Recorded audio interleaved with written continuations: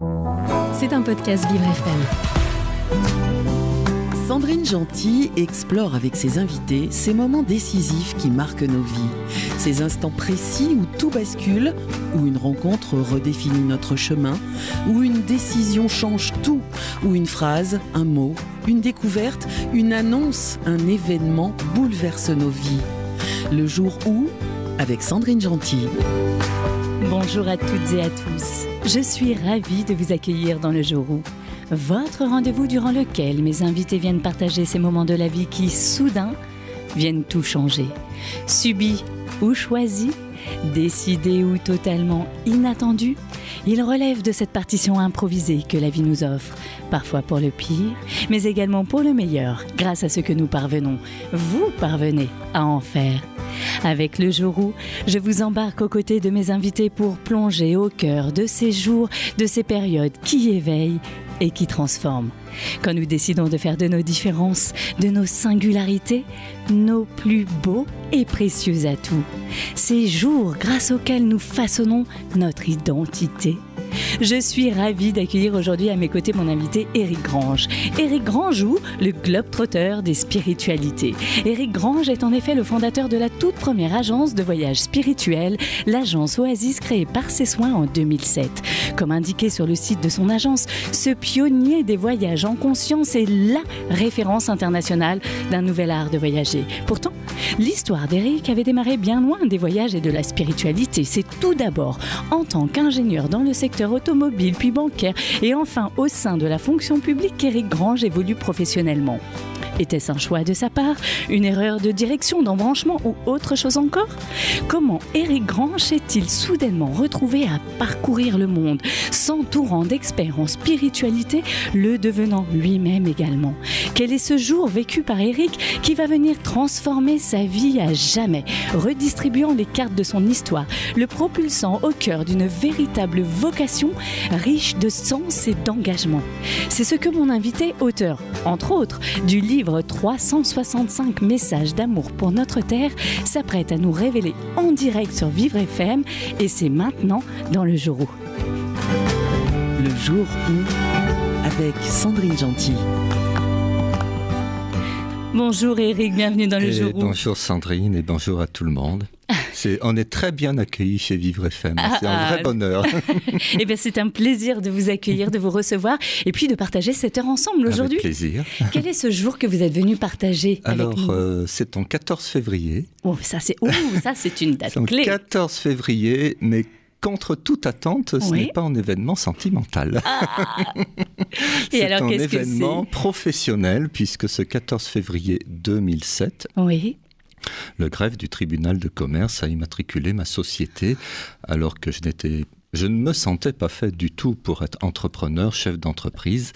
Et ça m'a changé la vie. Ça a été le pivot. Et en gros, il y a avant et il y a après cette date. Vraiment dans votre vie, il y a cet avant et cet après. Absolument. Alors, en même temps, Éric, finalement, le jour où le greffe, votre société, ça y est immatriculée, c'est le début d'une nouvelle histoire d'amour professionnelle.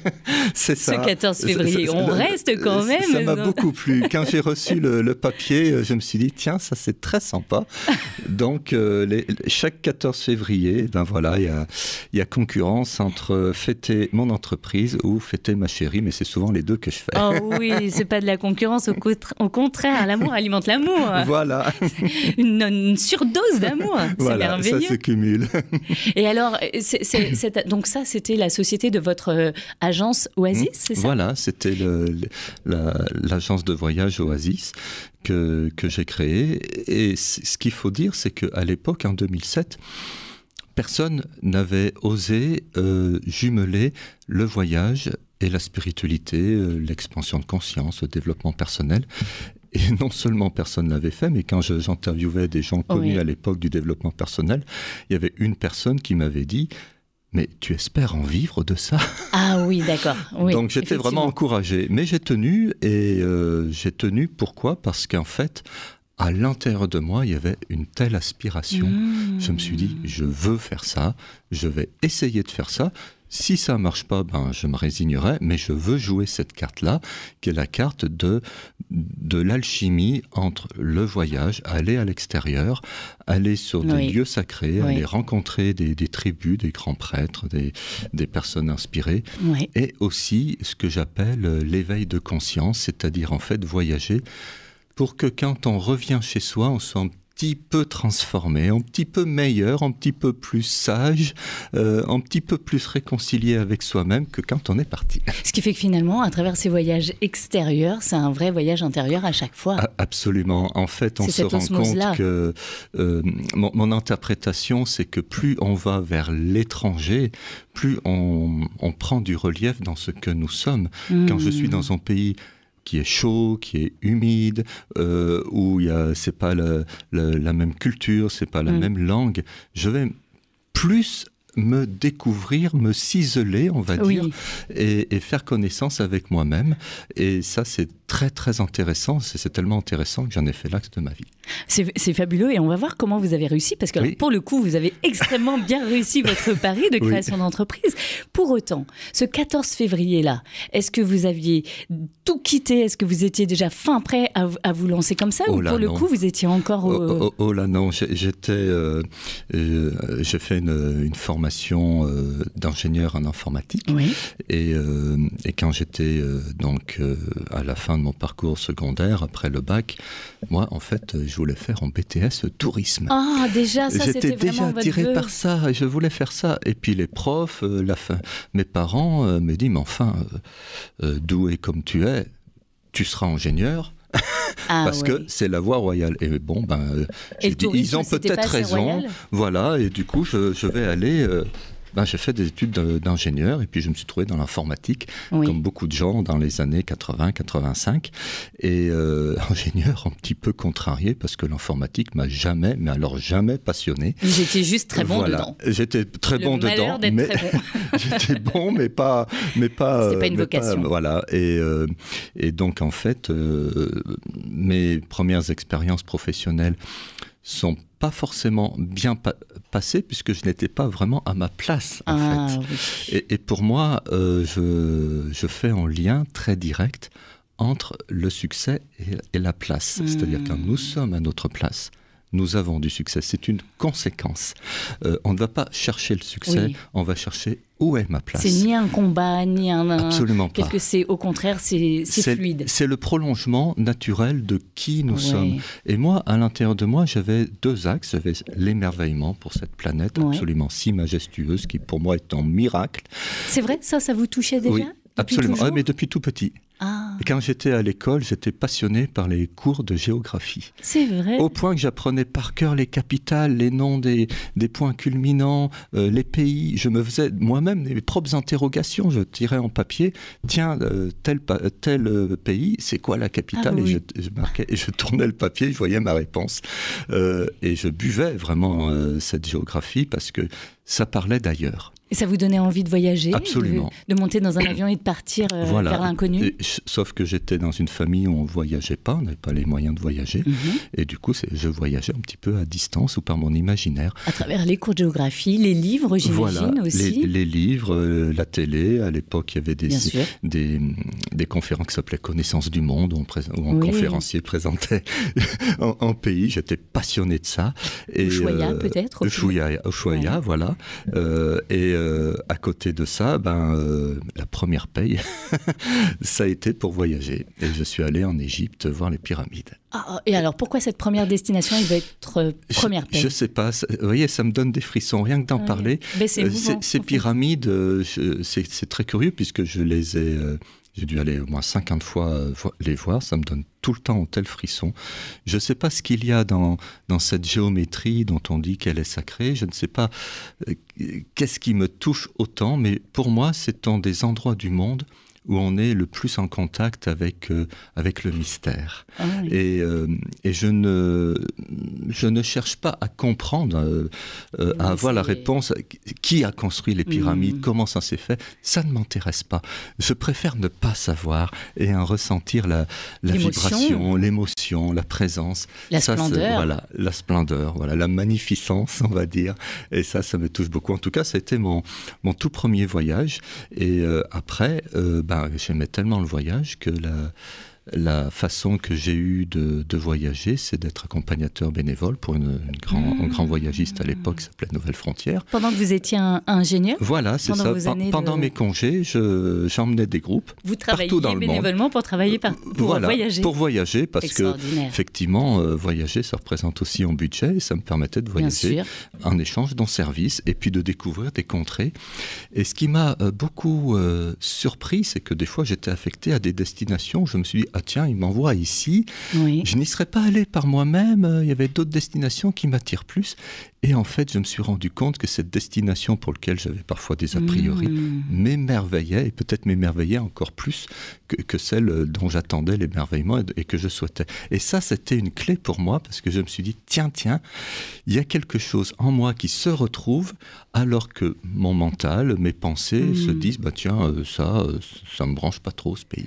Éric, je suis sûre que ça, vous l'avez engrangé, mis dans un coin de votre tête et lorsque vous avez monté votre propre agence, vous vous en êtes servi, j'en suis certaine. On va voir avec vous comment vous avez fait évoluer votre histoire de vie, votre parcours, comment un jour vous vous êtes retrouvé avec cette immatriculation de société alors que vous étiez encore ingénieur. C'était Éric Grange. Alors Éric, vous êtes l'auteur entre autres, et on parlera de vos autres écrits aussi, de ce livre 365 messages d'amour pour notre terre. Enchantons notre cœur avec les sagesses du monde chez Guy Trédaniel. Oui. Il est paru quand ce livre ? Le 18 janvier, le jour de mon anniversaire. Tiens, on est encore dans des dates. Pleine d'amour. Voilà. Et de grâce. Et là, on vient d'entendre quelque chose dans mon cœur d'Elsa. Vous nous aviez parlé de quand on est à sa place. Vous aviez dans le cœur les voyages, la découverte des autres, l'enrichissement. Oui, c'est ça. C'est-à-dire que, en fait, j'avais deux axes dans ma vie, le voyage. Et à côté de ça, il y avait toujours cette intuition à l'intérieur de moi que l'on pouvait devenir meilleur. Oui. C'est quoi devenir meilleur, Éric ? C'est être plus en paix avec soi-même. En harmonie. En harmonie avec soi-même, donc aussi avec un petit peu plus les autres. Exact. Et ce qui nous entoure. Et de me dire, tiens, ce qui me crispe, si je vais vraiment au fond, peut-être que je vais pouvoir le dénouer. J'avais cette intuition-là. Et c'est bien après, en 1992, en 11 novembre 92, c'est curieux, quand j'ai fait mon premier stage de développement personnel, j'ai dit, mais oui, il y a donc des personnes, je ne suis pas isolé, il y a donc des personnes qui sont comme moi, qui ressentent la même chose, qui pensent qu'effectivement, on peut poser les armes, on peut se montrer tel que l'on est et accéder à une sincérité, que cette sincérité fluidifie et harmonise, voilà. Et alors avant ce premier stage, vous nous expliquiez, vous étiez donc ingénieur parce que trop bon en maths. Voilà, c'est ça, trop bon en maths. Il y a des destins comme ça. Vous ne pouvez pas faire ce BTS de tourisme dont vous rêviez vous. Et pour autant, c'est sur vos congés, vous devenez bénévole pour une agence de voyage. C'est ça. Pour vous reposer, vous partez travailler. C'est ça. Pour pouvoir voyager. Voilà. Et là, qu'est-ce que vous allez vivre à ce moment-là ? Eh bien, à ce moment-là, je découvre plein de pays et des pays qui m'émerveillent. Je me souviens, par exemple, de l'Équateur et de sa vallée des volcans. Pourtant, je ne suis pas passionné de volcans. Et je me suis dit, mais c'est incroyable, une vallée de volcans. C'est majestueux. Ça s'appelle comme ça. La vallée sacrée au Pérou. Et en fait, j'ai vraiment pris conscience que cette planète que j'imaginais belle, et en fait plus belle que ça. Je parle dans Miracle pour moi. Voyager, c'est se connecter au miracle de la création, tout simplement, au sens fort du terme. C'est vraiment ça. De ce mystère originel, de ce mystère originel. Parliez de mystère, mais il n'y a pas que les pyramides, déjà nous. C'est ça. Et alors, comment ça se passait dans vos retours au quotidien ? Parce que finalement, vous exerciez un métier, mais qui ne vous faisait pas vibrer. C'était très simple. Quand je rentrais, je rêvais de repartir.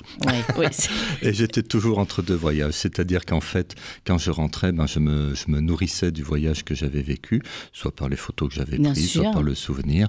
Et je commençais à travailler, à explorer à distance d'abord ce qui serait la prochaine destination.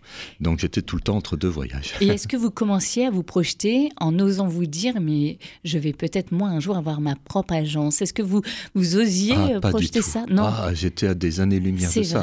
Non, parce qu'en fait, dans ma famille, on n'est pas entrepreneur chez les grands gens.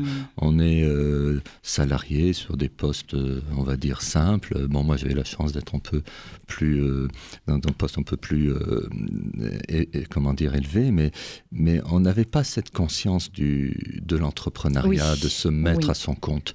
Et pour moi, cette conscience et cette connaissance. Voilà. Et en fait, ça a été quelque chose, une nécessité, c'est-à-dire qu'à un moment donné, en fait, j'ai voulu voyager en ayant cette notion de spiritualité. Et en fait, je me suis mis, moi, en tant que, on va dire, client, à chercher, est-ce qu'il y a une agence qui propose ça?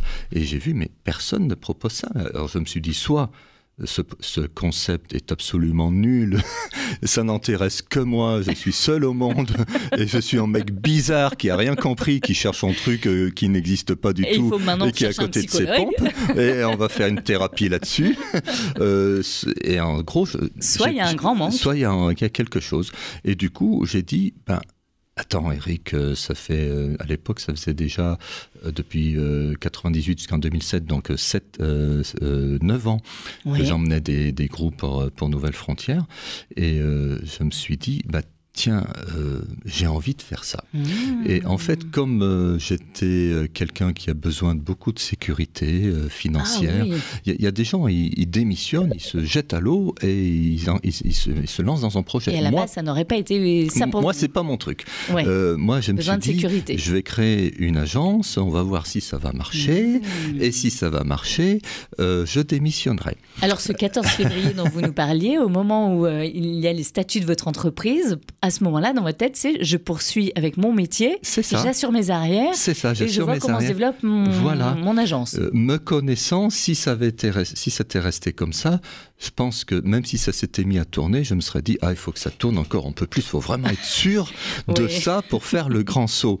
Et en fait, ce que j'aime dire, c'est que c'est comme si le bon Dieu, en 6 mois, il m'avait donné un coup de pied aux fesses. Carrément. J'ai perdu mon travail et je me suis retrouvé avec Oasis. Et du coup, je me suis jeté à plein dans Oasis. Et j'ai énormément travaillé. Sûrement. Et vous avez carrément inventé un nouveau métier en plus, puisque... Alors, vous aviez monté une structure, une entreprise, c'était directement donc en tant qu'agence de voyage. Voilà. Vos expériences, ça vous avait permis de voir comment on organisait, on montait des voyages, mais peut-être pas comment on développait une entreprise non plus. Enfin, il y avait plein de choses à la fois. En fait, je n'avais aucune idée de ce que c'était en bilan comptable. Les 3-4 premières années, chaque année... je voyais la comptable et je me disais, qu'est-ce qu'elle va me dire? On fait faillite, on est en liquidation, ou les chiffres. Je n'avais aucun tableau de bord, je ne savais pas. Je mettais en vente mes voyages. La première année, il y en avait 2. C'est déjà... Maintenant, il y en a 70. Incroyable. Et par an, 70 voilà. On fait voyager à peu près 2500 voyageurs par an. C'est dingue. On va s'en parler. C'est très chouette. Alors, ces 2 premiers voyages, comment vous êtes lancés? Alors, et puis, d'ailleurs, on ne l'a pas évoqué non plus. Pourquoi vous en étiez venu à ce besoin de spiritualité et de créer des voyages spirituels? Alors, en fait, je me suis beaucoup investi dans le développement personnel. Quand j'ai découvert ça, c'était quelque chose qui m'a émerveillé. Vous l'avez découvert comment? Alors, par un stage, qu'à l'époque s'appelait Source de vie. Et puis après, j'ai fait plein de stages. Alors, j'ai fait des retraites bouddhistes, j'ai fait de la sophrologie, j'ai fait de l'analyse transactionnelle, j'ai fait de la PNL, j'ai fait de la communication selon Jacques Salomé. J'ai fait plein de choses, ce qui fait que ça me donne aujourd'hui un background assez consistant. Mais j'étais affamé et je trouvais des espaces où on parlait de paix, de soi, de remise en question. On apprenait à se dire respectueusement, où j'étais dans des cercles, on va dire, bienveillants.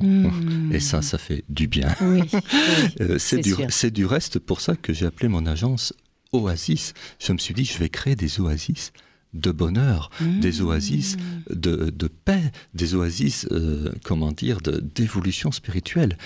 dans un monde que je ressentais comme en désert. En tout cas, dans les boulots que j'avais, vous voyez que ça manquait souvent.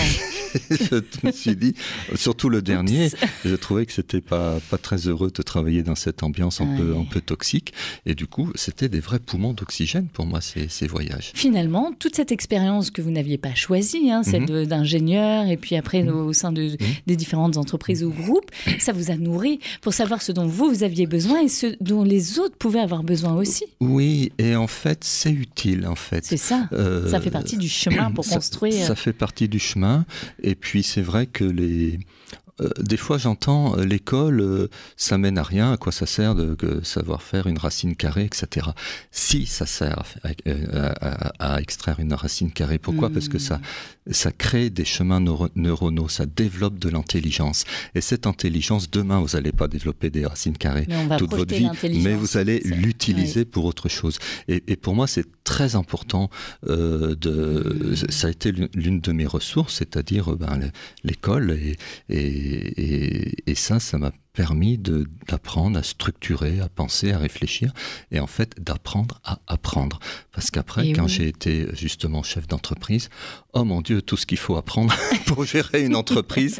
Et il faut apprendre à recruter, il faut apprendre à déléguer, il faut apprendre à faire confiance, il faut apprendre à prendre des risques, il faut savoir calculer les risques. Il faut apprendre à apprendre de ses erreurs. Est-ce que vous avez commis des erreurs du débutant au début, Eric, dans cette... Pas trop, en fait. Pas trop ? Pas trop, je vous dois aviez dire beaucoup que... observé, Là, c'est l'ingénieur qui savait structurer, analyser, observer. En fait, pour dire les choses, l'agence s'est développée sur les chapeaux de roue. Mais alors, d'autant que vous nous avez parlé de cette date en 2007. Alors, Oasis ouvre en 2007. En 2009, le ministre du Tourisme vous décerne le trophée du nouvel entrepreneur du voyage. Au bout de 2 ans. Exceptionnel. Au Palais de la Bourse, Palais Brognard à Paris. Wow. Et je suis devant toute la corporation des voyagistes.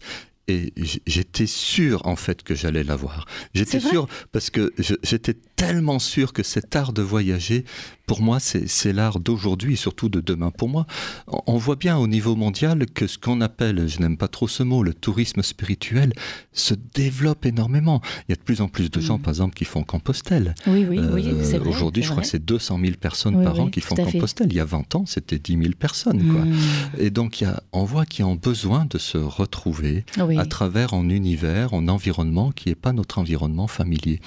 Et quand j'ai présenté mon projet devant cet aéropage de personnalité du voyage, j'ai vu que tout le monde a tilté, tout le monde a vu que oui, ce gars-là, il porte un projet qui va percuter. Et alors, comment en 2 ans, vous avez fait des offres dont les gens se sont emparés, finalement vos premiers clients, qu'est-ce que vous leur avez proposé?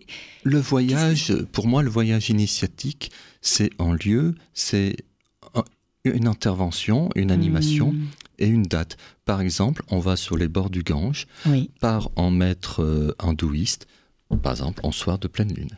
Voilà, c'est cette trilogie. Et dès le début, il y a eu des grands noms du développement personnel qui j'ai tapé à la porte et j'ai dit voilà, je te propose de sortir de ta salle de séminaire et d'aller dans le monde. Vous amenez les experts dans le lieu. C'est ça. Et ils m'ont tous suivi et ils ont pris goût à ça. Sûrement. Et les gens avec lesquels je travaille, la plupart, je travaille avec eux depuis plus de 10, 12, 14 ans. Quelles ont été les 2 premières destinations que vous avez proposées? Alors ça a été l'Inde, le pays spirituel selon Mark Twain, et puis l'Égypte encore et toujours, que j'ai dû proposer peut-être 100 ou 150 fois depuis que j'ai créé Oasis. Je vais plusieurs fois par an en Égypte. C'est une terre qui me touche. Oui, qui résonne en vous. Oui. Ça se voit dans votre regard. Est-ce que vous vous souvenez de ce que vous avez ressenti quand vous êtes arrivé, alors je ne sais pas si ça a été d'abord en Inde ou en Égypte, avec les clients de votre agence pour ce premier voyage que vous organisiez, alors qu'avant vous étiez bénévole pour vivre ça? C'était une émotion très grande parce que quand on dit on est à sa place et les contacts viennent, j'avais j'avais ce désir que mon groupe puisse rentrer dans la grande pyramide de Khéops pour 2 heures et qu'on privatise quelque part la pyramide de Khéops. Ça se faisait ça? Et non, ça se faisait voilà, pas. Donc C'était aviez une absolument envie qui ne se faisait impossible. pas. Voilà. Okay. Et j'ai mis de l'énergie là-dessus et j'ai pu avoir des contacts qui me permettent aujourd'hui de privatiser tous les temples d'Égypte. Donc quand mon groupe est par exemple au temple de Philae à Assouan au sud de l'Égypte, eh bien, il n'y a que mon groupe. Et du coup, on entend les petits oiseaux, on est au lever du soleil, on voit les rayons du soleil balayer les temples et les obélisques, et il n'y a personne. Et là, on peut se mettre en silence et puis juste être, contemplé, laisser faire la magie du lieu. On ne fait pas des selfies, on ne s'agite pas dans tous les sens, on ne rigole pas dans tous les sens. Simplement, on est là et on est présent. On vit le moment. Voilà. Et on le partage en silence. Voilà. Ça, c'est beau. Ça, c'est très, très beau. Et je m'en lasse pas. En 2013, Éric, vous avez rencontré le Dalai Lama. Voilà. Alors ça, je ne bénéficiais là pour le cause d'aucun passe-droit. Il y avait la grande retraite du Kalachakra avec le Dalai Lama, avec peut-être 20 000 personnes qui étaient là. Et moi, je me suis dit, j'aimerais tellement rencontrer le Dalai Lama. Et je m'étais mis devant sa résidence d'été, je faisais le pied de grue là, pendant des heures et on me disait mais non, tu pourras pas, c'est pas possible. Et puis à force d'attendre, le gardien me dit écoute, demain, il y a le Kalachakra. Des fois, qu'est-ce que c'est, Éric ? Le Kalachakra, c'est une retraite bouddhiste pendant, je crois, 9 ou 10 jours, qui consiste à réciter des mantras, des prières, etc. Et il me dit, des fois, le Dalai Lama, il va à pied, puisque la résidence d'été est à côté du podium où il monte et intervient. Donc, si tu veux, mets-toi là, et tu as peut-être une chance sur 10 pour qu'il sorte et qu'il aille à pied. Et je suis allé là-bas, mais peut-être à 3-4 heures du matin. Et j'ai attendu. Et à 7 heures du matin, j'ai dit, bon Dieu, il sort. Et tous ces gens qui étaient ses gardes du corps m'ont laissé passer. Et je suis arrivé devant lui. Il m'a regardé. Je l'ai regardé. J'ai dit, zut, moi qui voulais rencontrer cet homme depuis des années, je suis devant lui et je ne sais pas quoi lui dire. Et il m'a souri. Et là, je me souviens... il m'a dit what is the problem, c'est quoi ton problème, et je lui ai dit ben voilà, je vivais quelque chose d'un peu personnel. Il dit j'arrive pas à accepter cette situation difficile, et il me fait contre toute attente la réponse. Il m'a dit imagine que cette situation difficile que tu vis, elle ne va jamais bouger de ta vie, que tu vas rester tout le temps avec ça toute ta vie. Et là, j'ai compris ce que c'était que la véritable acceptation. Il n'a pas fait la réponse que je voulais, mais il a fait la réponse juste. Et aujourd'hui, chaque fois que je suis devant une situation qui, pour moi, est insupportable, je vais à l'inverse de ce que l'on souhaiterait a priori. Imaginons que cette situation ne bouge jamais. C'est insupportable, c'est pas possible, il va falloir trouver une solution, etc. Et bien, justement ça, on rentre dans le processus d'acceptation et contre toute attente, de façon surprenante, on en sort de sa situation.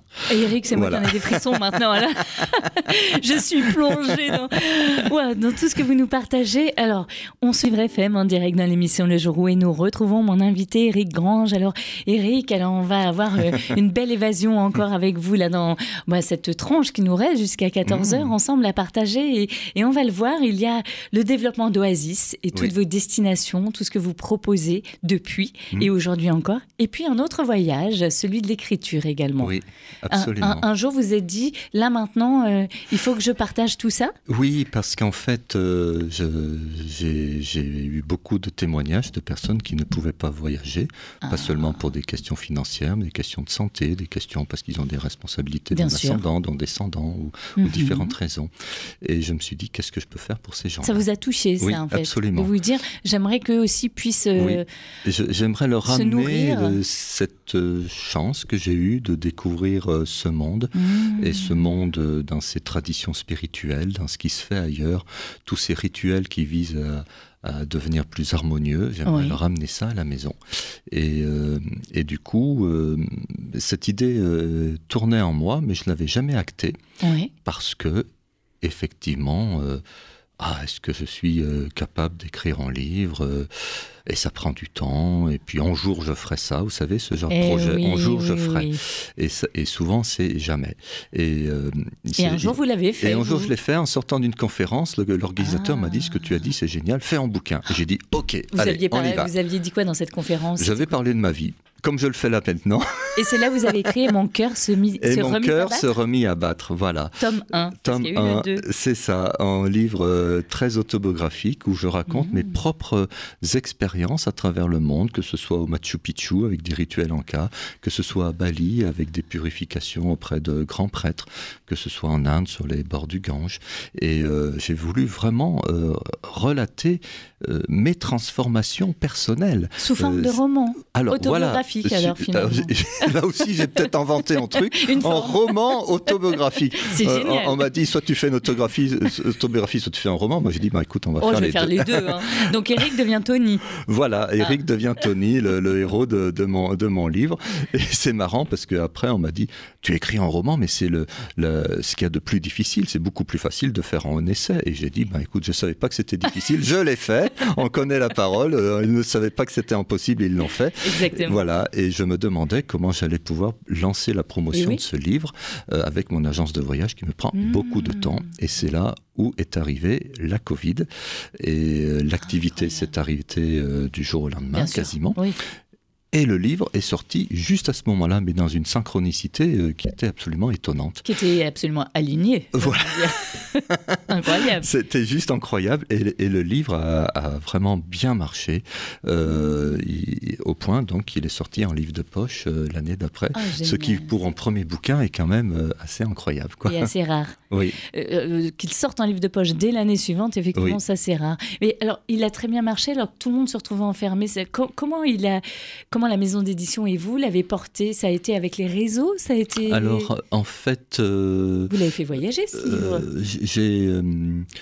Parmi mes intervenants, j'ai Fabrice Midal, qui est un philosophe que j'aime beaucoup, qui est aussi éditeur, qui est tombé en amour avec ce texte. Et comme lui, il connaît toutes les maisons d'édition, il m'a dit « Je m'occupe de te faire éditer ». Et un jour, j'ai reçu un appel d'Albin Michel. Ils m'ont dit « On vous prend ». Ils n'avaient pas reçu le manuscrit. C'est donc sur la recommandation de Fabrice Midal. Et après, ils ont lu le manuscrit. On a fait quelques corrections, on l'a retravaillé aussi. Et puis, le livre est sorti comme ça.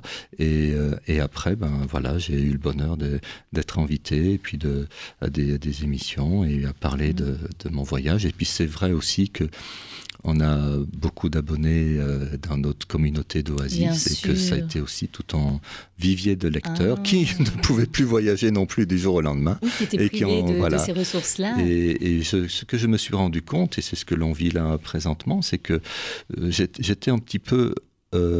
en recul par rapport à mes voyages. C'est-à-dire d'abord mes voyages devant d'abord les sites, les personnes avec qui je travaillais. Vos intervenants, les experts. Et puis je m'apercevais que quand j'accompagnais les groupes, quand on était mettons à table, les gens s'intéressaient beaucoup à mon histoire. Et je me dis, tiens, c'est bizarre, ils s'intéressent à moi, mais ils devraient plutôt s'intéresser au Machu Picchu, au chaman Anka, etc. Et c'est de là où je me suis dit, tiens, oui, peut-être que mon itinéraire est un petit peu improbable. Et quand j'ai pris du recul avec ça, je me suis dit, effectivement, ton itinéraire, Eric, est un peu spécial. Il y a quelque chose à partager, parce que les gens peuvent se projeter, se reconnaître, se sentir soulagés de ne pas être seuls aussi, en se disant, si eux-mêmes se sentent pas à leur place, en fait, tout simplement, dans leur vie. Il y a quantité de gens qui effectivement se posent des questions dans leur travail ou dans leur couple ou dans leur famille, etc. ou dans l'endroit où ils vivent. Et il y a quantité de gens qui disent « Ah, j'aimerais en sortir. Comment est-ce que je fais, Eric ?» Et alors, je n'ai pas de recette miracle, mais je leur dis « Regarde le prochain pas que tu veux faire. Ne cherche pas à tout changer du jour au lendemain. Quel pas tu veux faire ? C'est peut-être passer un coup de fil, c'est peut-être aller chercher un renseignement, mais juste fais un seul pas. Chaque jour, tu fais un pas. Et tu verras à la fin de l'année. C'est beau. Alors vous avez fait un second roman, vous avez fait le tome 2. Oui, c'est ça. Les secrets de la réussite se nichaient dans votre cœur. Voilà. Et mon cœur attira les richesses. Alors le premier, c'était une guérison cœur-esprit. Oui. Et le deuxième, puisque les gens étaient émerveillés, ils me disaient, mais tiens, Oasis, c'est incroyable, c'est une entreprise très, très, très belle. Et comment tu as fait pour créer Oasis alors que tu n'as aucune notion d'entrepreneuriat, tout au moins au début. Et j'ai dit, j'ai appliqué des principes. L'un des grands principes, c'est le principe gagnant, gagnant, gagnant. 3 fois gagnant. On connaît le gagnant-gagnant. Oui, je gagne, tu gagnes. Par exemple, ici, maintenant, c'est bien pour moi, c'est super agréable d'être au micro de Vivre FM. C'est super agréable pour Vivre FM, peut-être, je l'espère, de me recevoir. Mais le troisième gagnant, ce sont les gens qui nous écoutent. Exactement. Et eux, c'est eux qui valident. Tout à fait. Voilà. Et c'est toujours... au troisième gagnant, en fait, c'est-à-dire la vie, c'est-à-dire c'est pas seulement le partenaire, mais il faut que la vie gagne. Et l'une des choses qui m'a beaucoup touché, c'est que quand j'étais accompagnateur chez Nouvelles Frontières, j'étais allé à Potosí, en Bolivie, sur les mines. Vous êtes mécène avec voilà. Je l'ai vu, j'ai parcouru votre... Vous avez... En fait, j'ai rénové une garderie qui s'appelle la garderie Robert Tito. J'ai eu la chance d'aller dans les mines de Potosí. Ah voilà, vous avez vu. J'ai rencontré ces enfants et j'étais beaucoup touchée en voyant. Voilà, c'est-à-dire que en fait, les mineurs descendent dans ces mines, ils font une prière devant le diable. À un moment donné, il y a une statue du diable, voilà, et ils descendent dans des conditions très très sordides. Aujourd'hui encore, au XXIe siècle. Oui. Et pendant ce temps, les enfants restent à l'extérieur. On est à 4000 mètres d'altitude, donc il y a le climat qui va avec. Et quand j'ai vu ces conditions-là, peut-être... pour les 10 ans d'Oasis, donc peut-être 20 ans après avoir été en Bolivie, j'ai créé cette garderie qui s'appelle Robert Tito avec Voix Libre, qui est une ONG suisse gérée par Marianne Sébastien, une soprano. Et j'ai dit, je veux faire quelque chose. Et donc j'ai investi pour créer cette garderie. Et en fait, c'est l'un des autres principes de vie, c'est-à-dire avant de demander, avant de recevoir, il faut donner.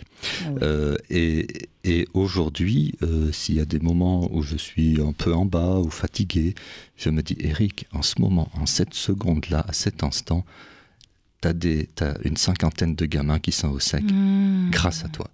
Et ça nourrit énormément. Ça permet parfois de ne pas s'effondrer si on a des chocs de vie. Bien sûr. Et ça, simplement c'est même des coups de mou du quotidien. Et les coups de mou du quotidien. Parce qu'en ce moment, il y en a quand même pas mal. C'est vrai qu'on est un peu servi en ce moment. On est un peu servi en ce moment. Ça, c'est une ressource extraordinaire. Vous avez également écrit un oracle des lieux sacrés, 44.4. Un livre c'est illustré. Ça, c'est-à-dire que j'ai été encore plus loin, c'est-à-dire qu'en fait, j'ai sélectionné 44 lieux dans le monde et des lieux où se pratiquent des rituels. D'accord. Et donc, chaque personne, la personne tire une carte parmi ces 44 et va recevoir, mettons, un message mystique, une parole lumineuse, un encouragement. Et si elle veut aller plus loin, elle va faire un rituel que j'ai transposé du rituel autochtone sur place, ici en France. Par exemple, si on tire le Machu Picchu, donc la carte de la puissance, j'ai un projet qui peut recevoir de la puissance, et bien comme je ne peux pas être en ce moment au Machu Picchu à faire le rituel face au lever du soleil, je vais me mettre chez moi, face à une bougie, et je vais me mettre dans le même état que je suis au Machu Picchu avec un petit guide pratique. Génial. Pour que le projet ou l'action que j'ai dans mon cœur ou le rêve que j'ai puisse se matérialiser. C'est vraiment permettre à chacun de déjà vivre une expérience, parce que finalement le voyage c'est une expérience, mais c'est l'offrir de chez soi et de pouvoir mettre en place tout ce qui va pouvoir aussi nous aider à avancer justement et en direction un pas après l'autre de ce qui va peut-être nous faire le plus de bien. Absolument, c'est-à-dire qu'il y a vraiment une évolution dans le monde du voyage. Vous vous souvenez, il y a 20 ans, on faisait le Maroc, on faisait la Turquie, on faisait ça. Et aujourd'hui, les personnes s'offrent une expérience.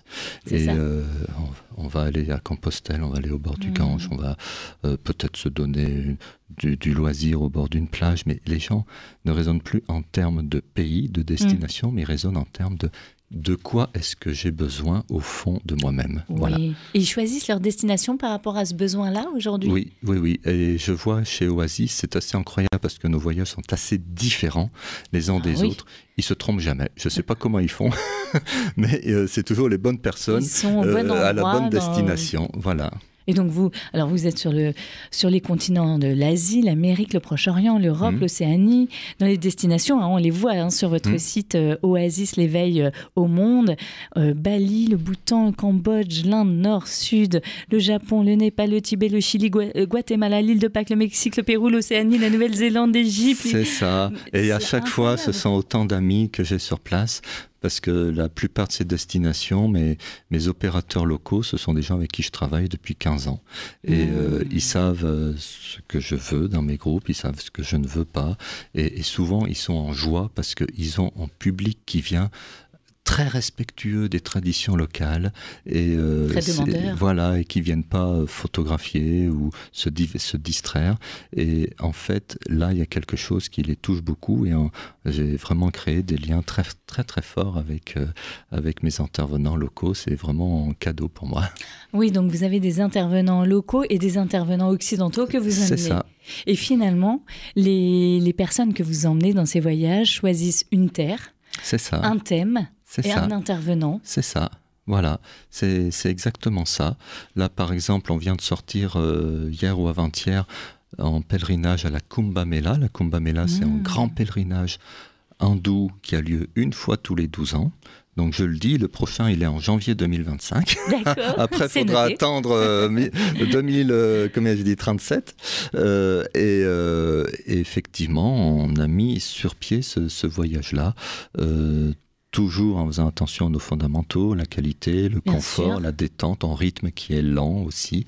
Mais aussi, on va vraiment au fond de la Kumbh Mela, on va s'immerger parmi les hindouistes. On peut même aller dans le Gange, si nos participants veulent le faire, en tenue traditionnelle hindoue. Ils sont en orangé, ils déposent leur offrande dans le Gange. Et dans cette offrande, c'est pas seulement je dépose une offrande dans le Gange, c'est qu'est-ce que je donne de ma vie à ce fleuve sacré. Est-ce que je suis en gratitude par rapport à la vie? Est-ce que je suis en souffrance? Est-ce que je prie pour quelqu'un? Est-ce que je demande quelque chose pour moi-même ou pour un proche? Quelle est ma relation profonde à la vie en ce moment?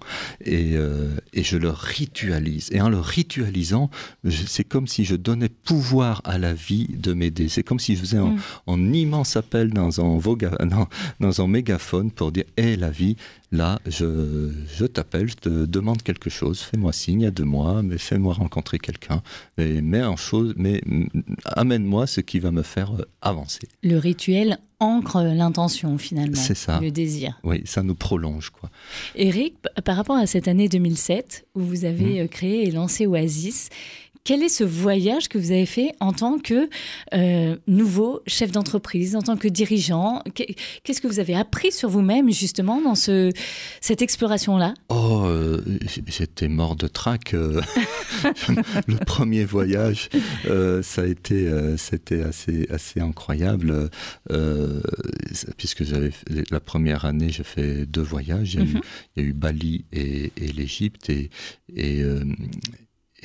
et en fait, ce voyage qui était assez imparfait quand je le regarde avec le recul au niveau logistique, j'ai tellement progressé depuis, eh bien, il m'a marqué parce que ça a été une joie de chaque instant et un rire de chaque instant.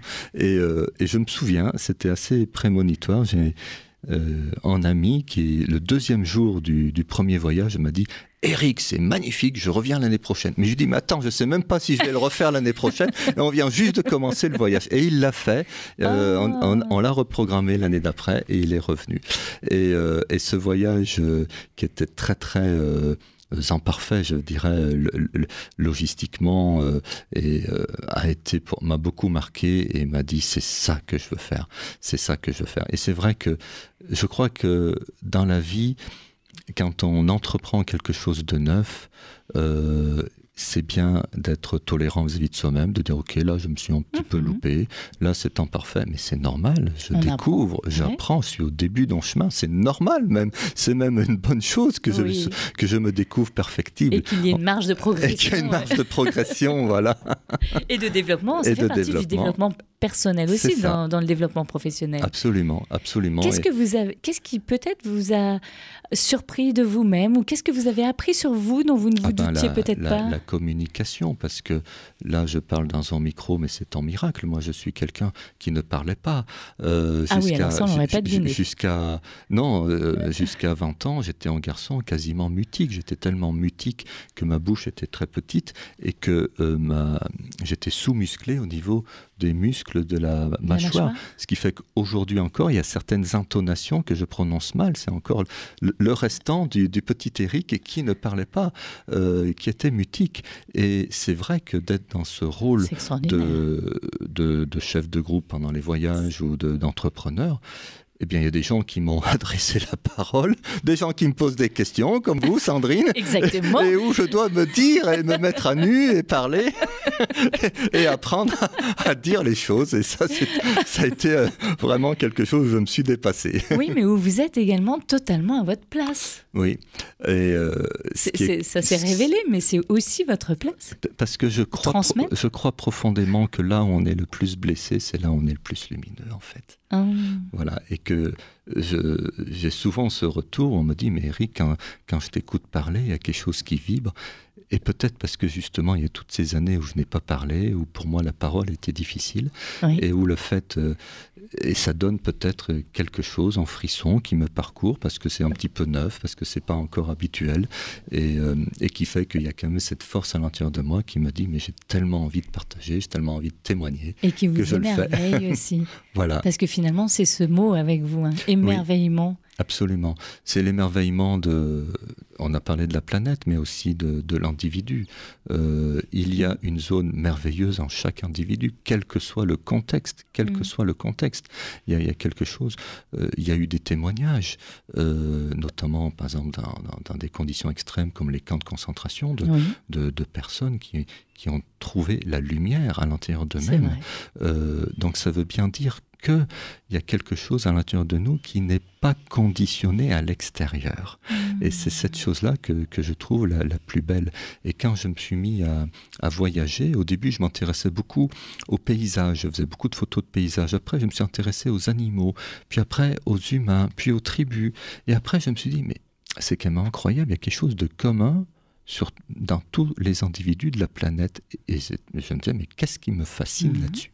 Et j'ai découvert qu'en fait, ce qu'il y a de commun sur tous les humains de la planète, c'est qu'à l'intérieur de nous, il y a quelque chose qui n'est pas humain. Il y a quelque chose qui nous traverse, que l'on pourrait appeler le vivant, qui peut être le souffle de vie, peut-être Dieu, peut-être le divin, peut-être l'inspiration, peut-être la vie.